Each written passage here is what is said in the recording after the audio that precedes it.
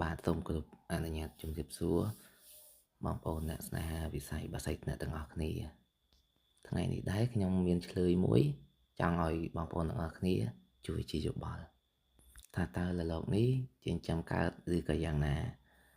លលោកនេះកាលនៅព្រៃវាមិនសូវជាល្អណាស់ទេក៏ប៉ុន្តែវាបរច្រើនសំឡេងកណ្ដាលលលោកនេះដែរខ្ញុំតាក់បាននៅភ្នំព្រះខែស្រុកភ្នំស្រួយបងប្អូនជួយមើលផងតើលោកនេះយើងចិញ្ចឹមកើតឬយ៉ាងណាគ្រីបរបស់វាមិនសូវជាស្អាតណាស់ទេប៉ុន្តែស្រឡាញ់ត្រង់វាបរច្រើនចំណុចពិសេសវាមួយទៀតគឺទូងរបស់វារាងធ្លាក់រាងថ្នក់ហើយមួយវិញទៀតកន្លោះរបស់វាក៏រាងបុកត្រង់ចំភ្នែកដែរដងខ្លួនរបស់វារាងខ្នងកំពឹសដោយឡែកជើងលលោកនេះគឺរាងខ្ចីតែម្ដង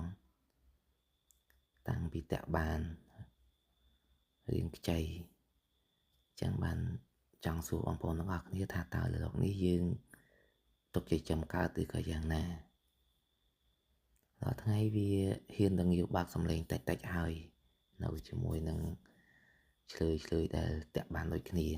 ជាចុងក្រោយសង្ឃឹមថាបងប្អូនទាំងអស់គ្នានឹងផ្ដល់ជាយោបល់សម្រាប់ដល់លោកមួយនេះ